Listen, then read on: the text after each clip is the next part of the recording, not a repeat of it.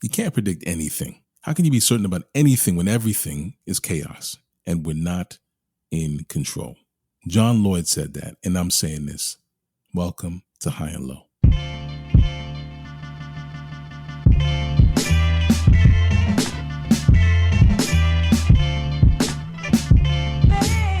Good day and good night. Welcome to the High and Low Basketball Show. This is episode number 100 and Odom, a.k.a. episode number 179. Former NBA star, former recipient of the NBA Sixth Man Award, two-time NBA champ, New York City basketball legend, former member of the Kardashian cabal. If you don't know who I'm talking about yet, I'd be shocked. I'm talking about Lamar Odom, one of the best players born in the year 1979. Now, he didn't wear the number 79 because no one ever did. Odom was gifted on the court, 6'10", with a handle and vision. He had the height of a power forward with the skills of a point guard. Lamar Odom reminded me of Rasheed Wallace. He was a guy with all the talent in the world who should have been one of the greats, honestly, but just settled into that mid-tier level.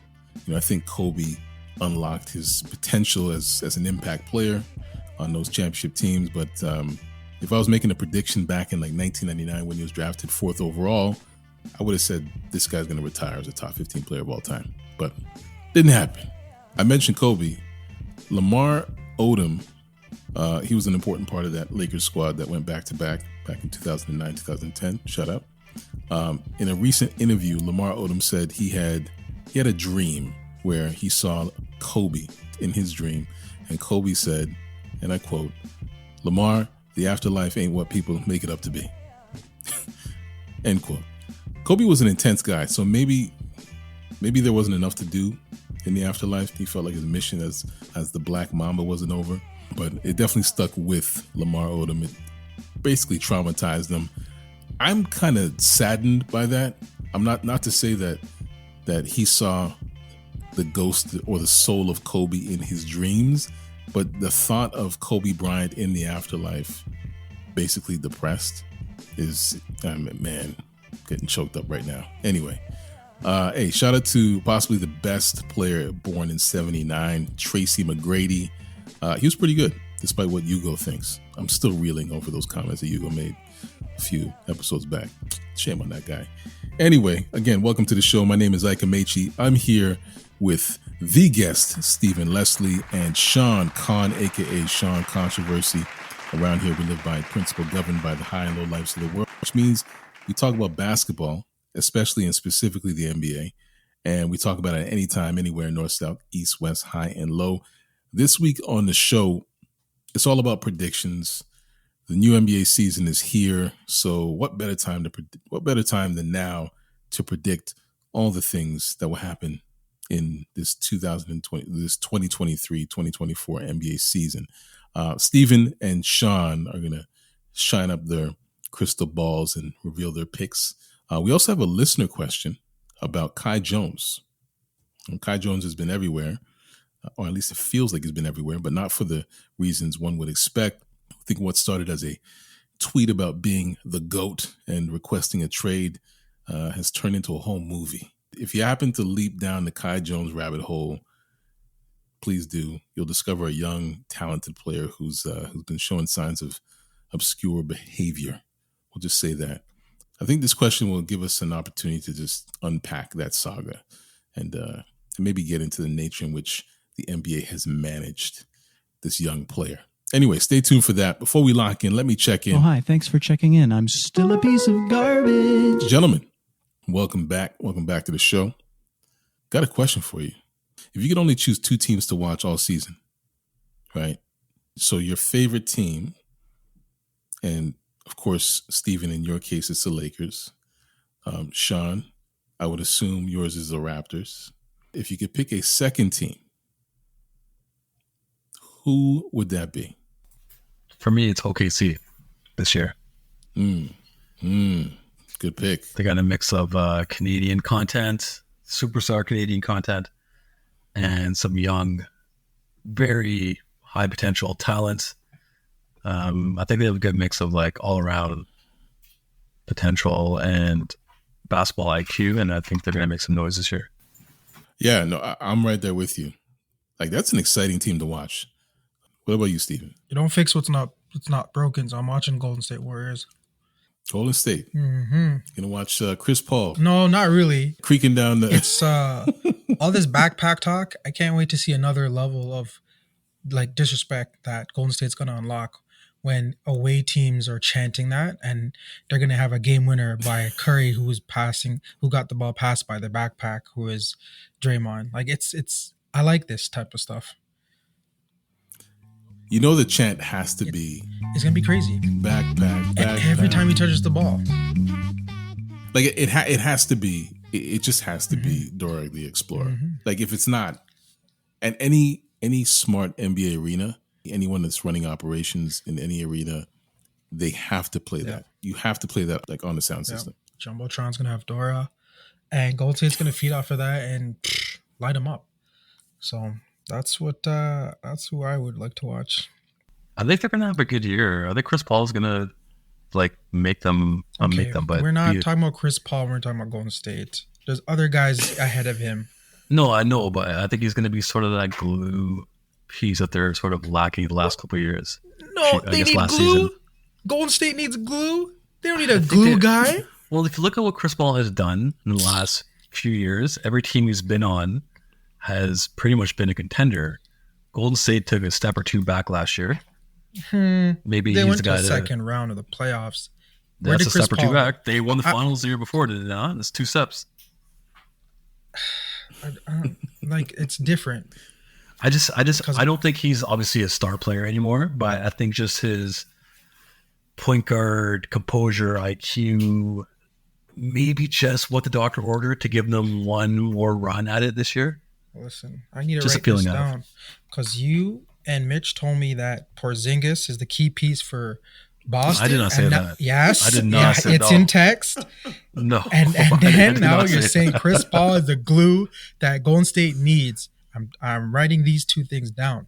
Prediction. This is you guys are bothered. Okay. Sean, Steven, appreciate your time this week. Thank you for joining me. Listeners, thank you for joining us for another installment of the show. Another week, another episode, more NBA. So, of course, more high and low. You know, things are happening in the NBA. So, hey, let's talk about it. Let's talk about something important. I got a listener question, as mentioned before. This one is from Lucas in Richmond, BC. It's Richmond, British Columbia, Canada. His question is this: what do you think of the Kai Jones situation? Do you think it's a mental health issue? If so, do you think it was right for Charlotte to waive him without providing any support? This is a great question, or a great bundle of questions. What do you guys think? So I think it's sad that the NBA hasn't stepped in to help Kai Jones because he's been going through this mental health episode all off season. So now, like, okay, the team waives him, so they don't have responsibility for him, and then that they distance themselves from his antics or videos or whatever he's saying. I'm sure, like, I don't know, the mental health month, you know, they'll be active with, you know, ribbons or whatever they want to promote, but they should actually help this guy out right now before something tragic happens. Because he's been making these videos and I've been seeing them one-offs, and they kept him the entire off-season up until recently. I'm like, so you do this now? So I don't know, but yeah.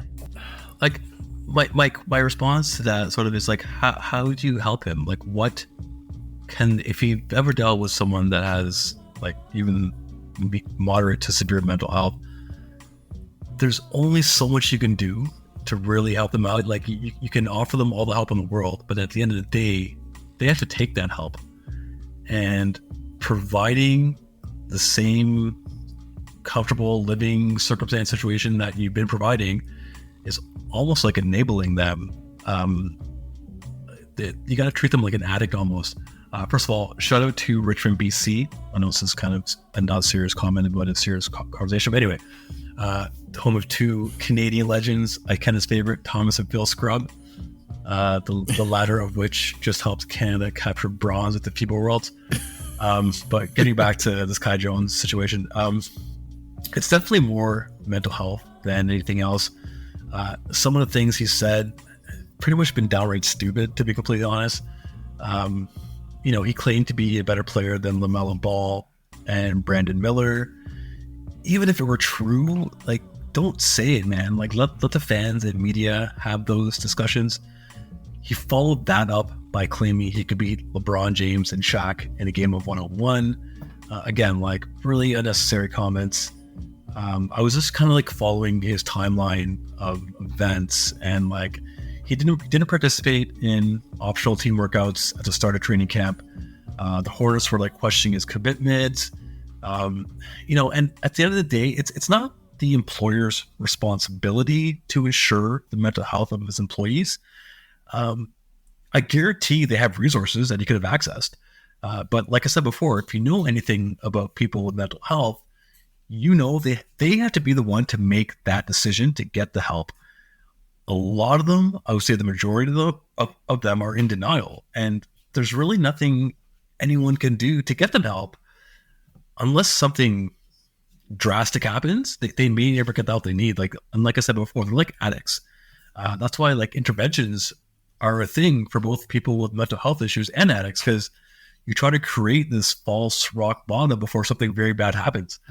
I found it kind of crazy that this comes off the heels of Chandler Jones, who's a Pro Bowl caliber NFL player and brother of UFC champion John Jones, acting in a very similar way on social media, posting delusional posts, kind of blaming everyone around him for his problems. All very, very common behavior with people that I've seen that struggle with mental health. So I personally don't criticize the Hornets for releasing him. There's only so much they can do. But they did nothing. See the difference between Chandler Jones. Okay, you just mentioned Chandler Jones. You know what they did? They sent a rep to his house. They had police go and check on him. They had mental health checks. The NBA has done nothing for Kai Jones. This guy's painting his house, his room, making videos, going delusional way before the stuff you brought up with tweets about who he's better than and not showing up. That's irrelevant. The guy was losing his mind in the offseason early on when there's no training camp. And they just let it slide. The Raiders and the NFL stepped up and made sure they went to help Chandler Jones until it was too late.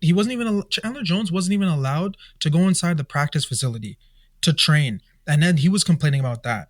You're telling me that Kai Jones is going through all this and he was still allowed to even go inside the facility? Like, what? Yeah, the Chandler NBA Jones is terrible. has a history, though. Chandler Jones has a much more documented history with mental health, so they kind of wanted to nip in the butt before it got even worse. But this is maybe something new. But again, he was being helped. You're right. Like, they probably could have done more.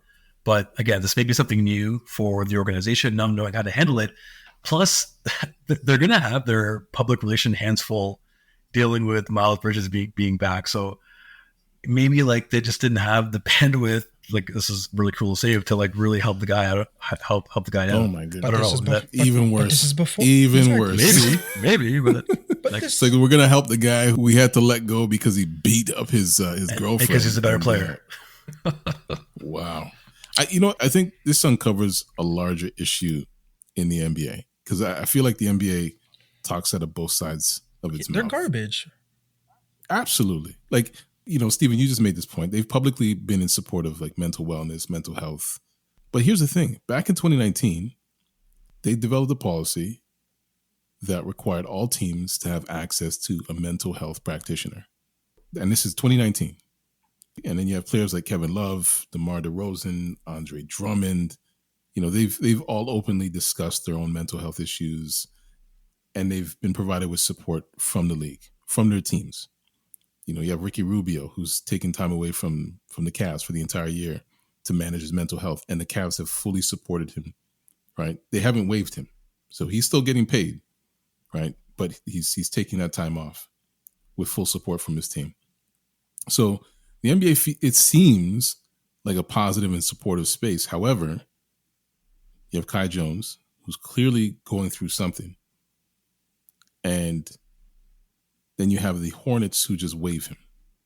And the league, they haven't made any sort of public comment, no announcement, nothing. There's no public discourse about the supports that this player needs.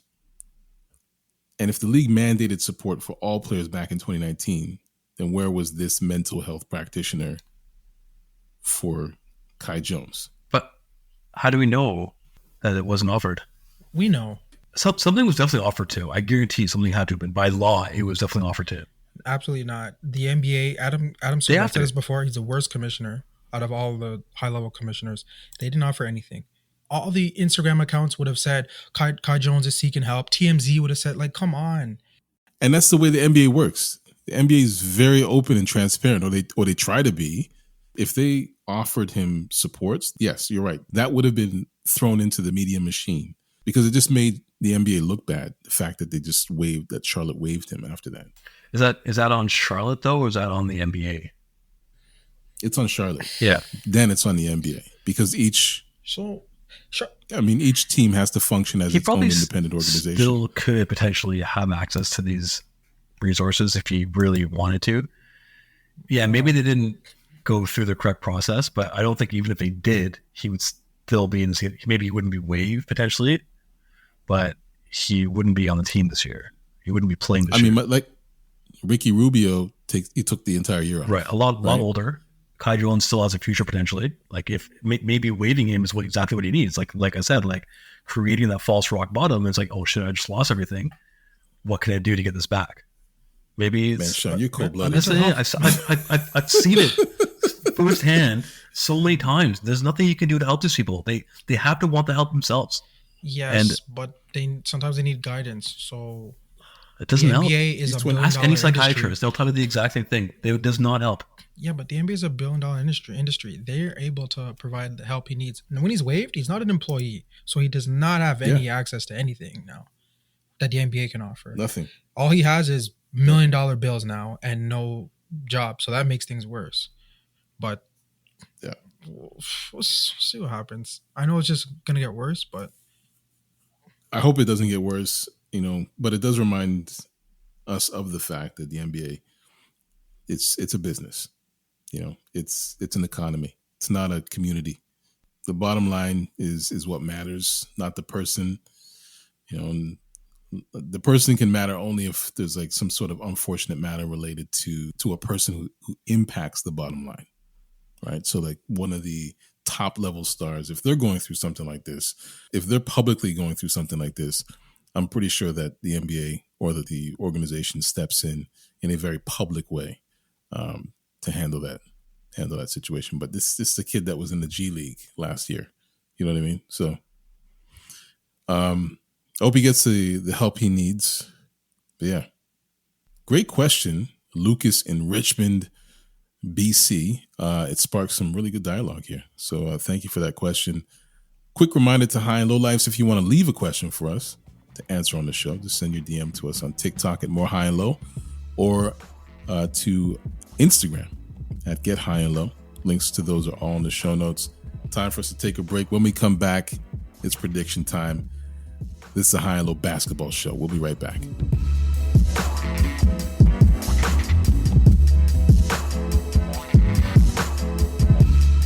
This moment is brought to you by High and Low listeners. This week on the High and Low NBA show, listeners were asked to share their picks for the top 5 rookies going into the new NBA season.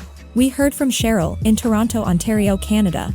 Cheryl shared her list starting with number 5, Amen Thompson of the Houston Rockets. Number 4 is Brandon Miller of the Charlotte Hornets. Number 3 is Chet Holmgren of the Oklahoma City Thunder. Cheryl's projected second best rookie going into the season is Portland's Scoot Henderson. And the number 1 rookie going into the new season, according to Cheryl, is Victor Wembanyama, San Antonio's newest wunderkind. Great list, Cheryl. Thank you for sharing your top 5. It's time for us to get back to the High and Low NBA show.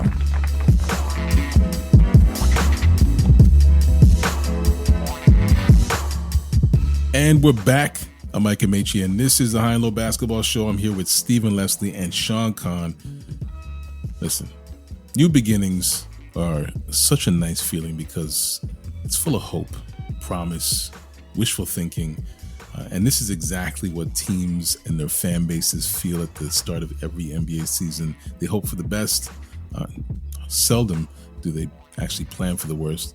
In fact, delusion is the dish of the day at the start of the season. Because the season is so young, the cream has yet to rise to the top of the mug. So everyone genuinely feels like they are equal parts of a nice pumpkin spice latte, right? The Indiana Pacers and Portland Trail Blazers of the world honestly feel like they have a shot.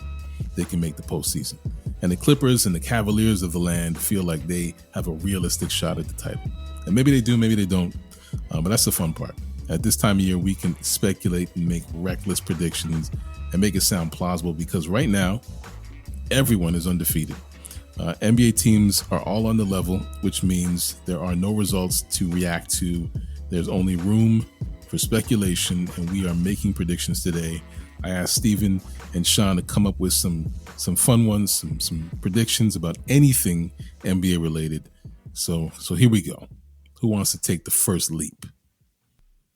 All right. I'll start off how we're going to end off. And the Los Angeles Lakers will get the league leading 18th NBA World Championship.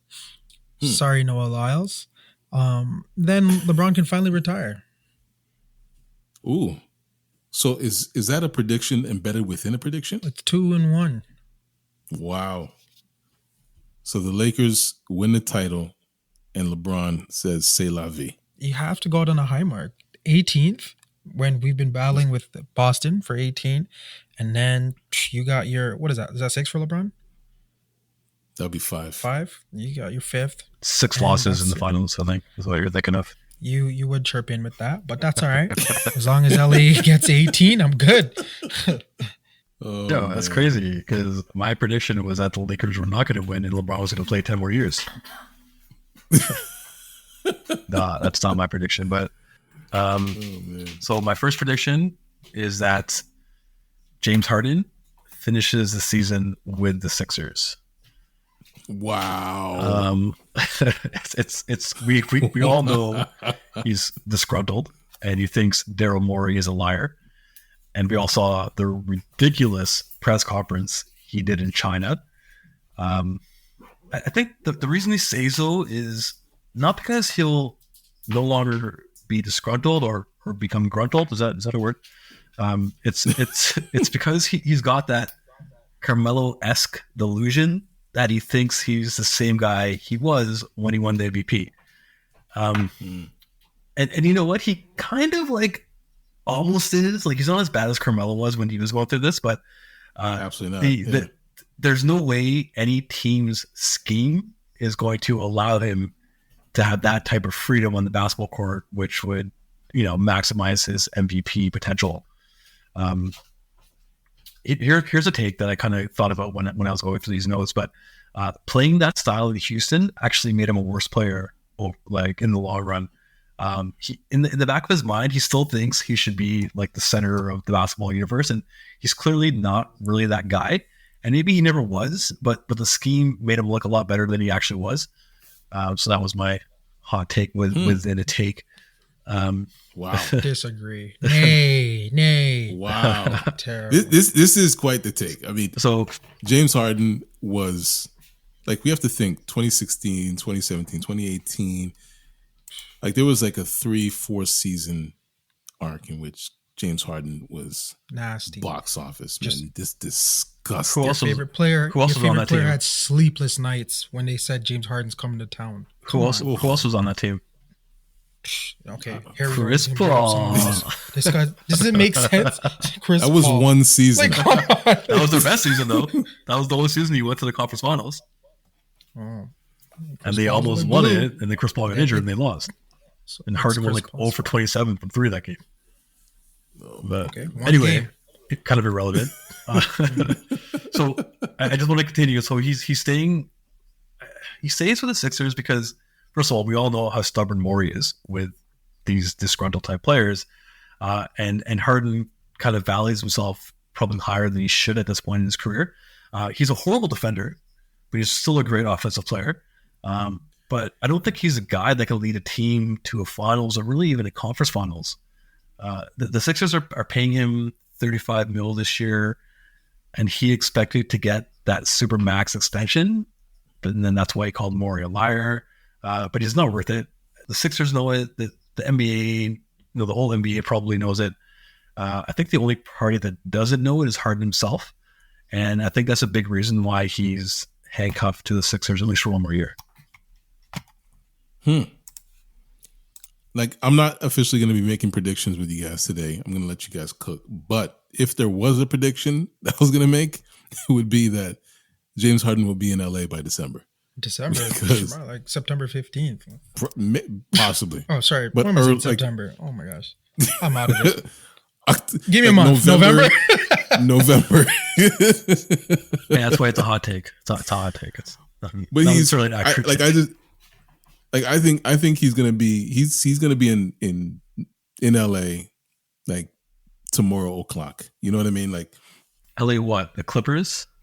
The Clippers, right? Because I mean, I think up until this point, Harden's been playing nice. He's been playing nice. He played nice in training camp, but he hasn't changed his mind, as you said. He wants to leave Philly. Right? Yeah, but it's not up to him.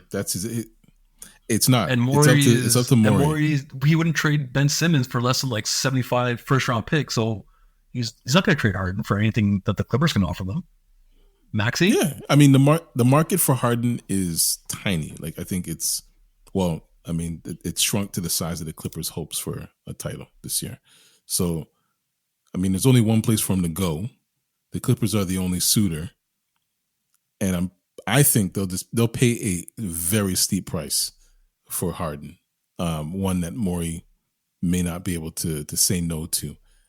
But he can't stay in Philly. You will just waste Embiid again another year. So, and Embiid's gonna walk. He's gonna walk. Like this is the third situation in which we've had something like this, in which you've had a star player leave Philly, a player who played next to Embiid. You know, Ben Simmons, Jimmy Butler, and now James Harden.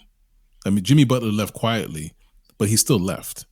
Is that reflective of Embiid or the organization? I mean, possibly. I mean, it's not really about Embiid. I think in this situation, I just think that Harden, an entire season where Harden sits, would be detrimental to not only him, but to the Philadelphia 76ers.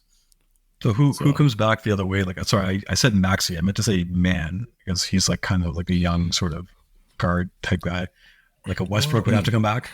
No, Clippers said they're not cutting their core. So Westbrook's not their core, right? Paul George, Kawhi, and Westbrook aren't moving.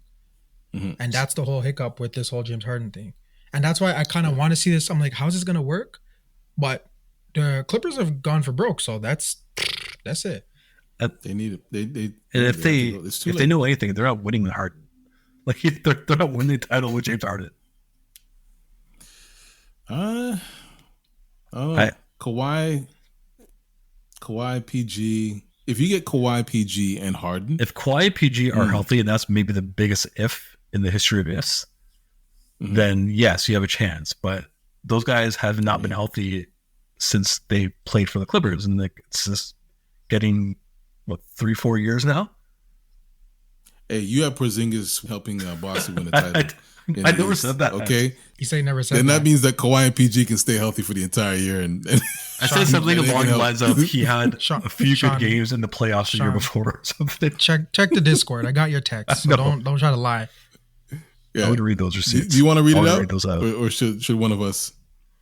Yeah, scroll up for 2 years worth of tax. Look. No, I sent it. June 23rd, 2023. Ooh, Sean says he's right though. As long as Porzingis can do the exact opposite of what he's done to this point in his career, they'll win a title. Do you guys see that meme where like whoosh? Yo, you missed a whoosh. That's a huge whoosh, guys. You guys missed sarcasm there. Clearly, there's more. There's a lot more, and you admit you're just going off. Don't tell me. If he could do the exact opposite of what he's done to this point in his career, that's like impossible. That's what I'm saying. It's not a like the exact opposite of what he's done to this point in his career. That's like sarcasm. You're pure sarcasm. Back on the fence again. Back to that.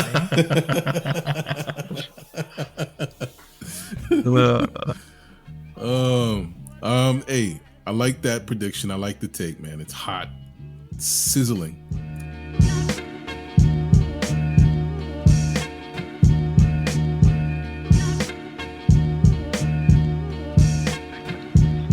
right, you guys, what's next? Steven, what you got for us? You got another one? Ja Morant will somehow become a distraction for his team and warrant a suspension this NBA season. Nice. I wanted to say something very similar. That's amazing. But I honestly, because I was thinking about it, I'm like, yeah, suspended 25 games. You only have a limited amount of games left. But somehow, just because it's not on social media, I think he has that on lock. He's going to get in trouble with something. The guys always go back, always relapse, I should say. You can't take the thing out of the thing. And something will happen. I don't know what it is, but something will happen. Yeah, it's a long season and they travel a lot, and yeah, it's too long of a time span for something not to happen. And he's out the first 25 games. 25. So he won't get suspended for getting 16 or 17 texts. I know that much. But something else gonna happen. Jeez. If something else happens, honestly, I fear for his career. Like, I think he might be out. But it could be light because Nike and Gatorade, they still have his deal. I think Nike took, I forgot the word. Didn't Nike? There was something on his shoe. They took that word away. It was like run and gun or something. Something tough. I was like, oh man. And they took it away. That's right. I'm like, damn. Let me see if I can find it. Yeah. Mark it down. It's locked in. Sean, what's your next prediction? So my next one is, it's kind of like, it was a common prediction, but then a lot of people have backtracked on it because of kind of what they've seen. But it's a popular topic, so I'm just gonna say it. Victor Wembanyama will win Rookie of the Year. My original choice to win this was Chet Holmgren in his second year. But seeing the way Victor has been playing in the preseason, he's shown the world that he is that freak of nature, and he might actually live up to the hype. Did you guys see that give and go where he called for the alley-oop behind the three-point line, and then he caught the alley-oop by Ty Jones? Yeah, and dunked it. No one's ever done that. No one's doing that. No one's ever done that. It seems like the game has slowed down for him. I mean, it is a preseason, and this is almost a massive if Kawhi and Paul George stay healthy. If he could stay healthy, I think he wins Rookie of the Year easily. Victor Wembanyama, Rookie of the Year. Lock it in. So, I found the what Ja Morant's shoe had said before NBA scrapped it and put his name over it. It said, "We ain't ducking no smoke." Oh man. Of course. My prediction is spot on. And if you have those editions that say that, that's crazy money. Yeah. So that's true. Oh, sneakerheads. Because the one I'm seeing now on, I think this is eBay, it's a little used, but I get it. This week in NBA history, we witnessed the start of the stilt. The day was October 24th, 1959. On this memorable day, Wilt Chamberlain, Wilt the Stilt, stepped onto the court for his first NBA game with the Philadelphia Warriors, commencing a Hall of Fame career and an incredible record-breaking streak that would go down in NBA history. The stage was set, and Wilt Chamberlain, this lanky, long 7'1" center with unparalleled athleticism and scoring prowess, was ready to make his mark on the NBA. Already a force to be reckoned with during his college days at the University of Kansas and his historic one-year stint with the Harlem Globetrotters, Wilt took to the court for the Warriors. Little did the basketball world know that this debut would be the beginning of an incredible feat. Wilt Chamberlain embarked on a journey that saw him play in 1,045 consecutive NBA games without even fouling out or being disqualified. It was a record that was not only jaw-dropping, but seemingly insurmountable. Chamberlain's career was nothing short of extraordinary. He was dominant. His unmatched skills and imposing physicality made him an icon. Over his career, he set an amazing amount of records and benchmarks, some of which still stand today. Wilt holds 72 NBA records, 68 by himself. Several of those records are considered unbreakable, such as averaging 22.9 rebounds for a career or 50.4 points per game in a season. It's crazy. He scored 100 points in a game. Still need to see the footage. Whoa. What did you just say to me? Grabbed 55 rebounds in a single game, scoring 65 or more points 15 times. He scored 50 or more points 118 times. Untouchable. But anyway, back to the streak.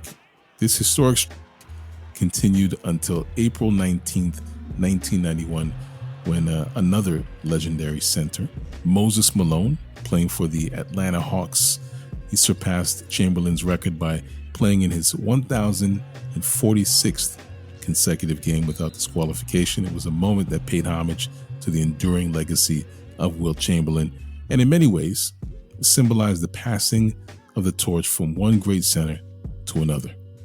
Anyway, that's a little something for the NBA history nerds.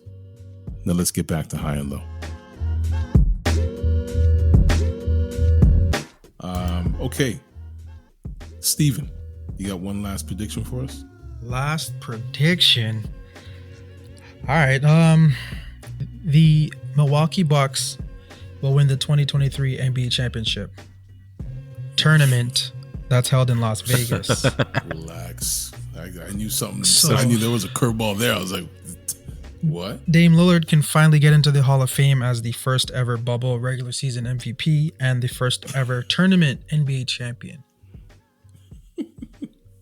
Are they giving an MVP for that tournament? I don't know. I wasn't aware of that. If they have another award again, they need to cut it out. Because how many awards do we have? We got Eastern Conference Finals Award, Western. Come on. Okay. So the Milwaukee Bucks will be crowned tournament champions this year. Yep. Lock it in. Trade paid off. You're successful. You got what you wanted. You won something. So we have one final prediction, and this one is from Sean. What do you got for us? So in keeping with my earlier comments, I'm going to predict that, and this is kind of a massive limb, and some people might see this as ridiculous, but I'm going to predict that the Oklahoma City Thunder will make the Western Conference Finals. Oh, wow. I like it. I'll tell you. I'll tell you my reasoning. We've seen Shai, that he's a legit superstar. I think Chet Holmgren is going to be a really serious X factor, and I think they're going to be a major force in the West. They have an immense amount of young talent, and not only guys with talent, but guys that know how to play the game. The only thing that kind of is sort of an unknown for me is their coach. I don't really know who Mark Daniel is. I Wikipedia'd him before this game. He was like a ball boy for UConn or something to start. So I don't really know how he is as a coach. So, I think this was probably my boldest prediction. Going from a 9 seed to a conference finalist, not very common, obviously. But they're obviously a team on the rise. I think they just need to put it together and find that sort of leadership within, whether that comes from a guy like Dortz or the coach or Shea. Shea and Dortz both gained a lot of experience winning that bronze for Canada. Maybe some of that carries over in terms of like leadership and chemistry. But I'm predicting that OKC makes some serious noise this year. Nice. So if you have them going to the Western Conference Finals, who are they playing against? No, not the Lakers. You don't even know who they're playing against. Well, probably Denver. Probably, he says. So you don't know. Unless they beat Denver in the second round. Because that means that if it's them and Denver, that means they have to go through Lakers and Phoenix in round 1 and round 2. I'm not afraid of the Lakers. But you're a Raptors fan, so that's fine. You don't have to be afraid of them. I know, but I don't think people are afraid of the Lakers. That's not a thing that people are thinking about right now. Okay, they went to the Western Conference Finals, and no one's afraid of them. I don't think they never are. Heard that ever. But they were also like a 7th seed. And they went to the Western Conference Finals. Yeah, lost in 4 or 5. They went to the Western Conference Finals. So the team that went, no one's afraid of them. I really hope these predictions you have, they meet up. I just really hope. I got that one. What else we got? We got the Porzingis, and then we got this glue. Oh man! So by the time this podcast airs, it'll be the opening night actually, and we have a couple of games, a couple of marquee games. So you guys want to make some predictions? Actually, Steven, which games were those? Lakers at Denver, and then Phoenix at Golden State. What are your predictions for those games? I got the two teams that I said I wanted to watch: Lakers and Golden State. Really? Mm-hmm. Okay. Got to stand on your business. And Sean, you want to make predictions on those games? I think Denver wins an easy one, and I'm going to say Golden State as well. All right. Well, hey, get to put away your crystal balls, lock in those predictions. Maybe Mitch will come back. Mitch will come back and do his predictions. Maybe on another week. What do you guys think? No, I'm good. His are always the same. It's Raptors, and Denver. And it's Raptors twice. He had a chance this week and he bailed. That's true. Actually, he did. You know what? Forget it. We're done. Predictions locked. That's it. We move on. Hey, before we wrap up, I just want to give a quick shout out to the Las Vegas Aces winning the WNBA title for a second year in a row. Shout out to Asia Wilson. Shout out to my girl Kelsey Plum. And of course, Candace Parker winning her third title with her third WNBA team. But speaking of predictions, I did pick the Las Vegas Aces and the New York Liberty at the very beginning of the season. I said that those are the two teams that are going to run the table because of the fact that they were just loaded with stars. But yeah, it was the Liberty and the Aces in the finals, and Aces came away with it. Congratulations to them. Why the fuck I can't shoot 3-point shots? That brings us to the end of another episode of the High and Low Basketball Podcast. I hope you enjoyed this one. Thank you, Sean. Thank you, Steven. Remember to subscribe to the High and Low Basketball Podcast anywhere you find podcasts and make us a part of your weekly routine. You can find us on Instagram. You can find us on TikTok. You can find us on X, formerly known as Twitter. We're on YouTube. Links to those are on the show notes. So where can listeners find you, Sean? Controversy.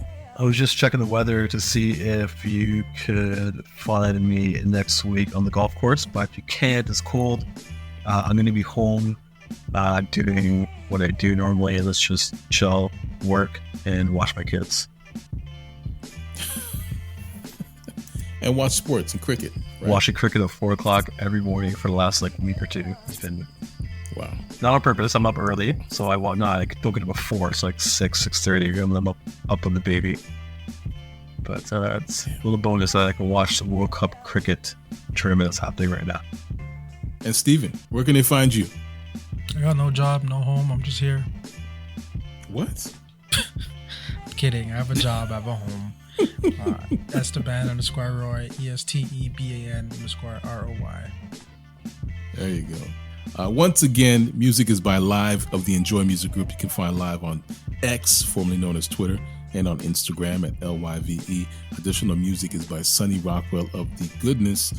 Sound design is by Vonn+Abrahamm. This is a Vonn+Abrahamm podcast, just in case you didn't know. So on behalf of Steven, Leslie, on behalf of Sean Controversy, I'm Ike Amaechi. Thank you for listening to High and Low, and we'll talk to you next week. Porzingis.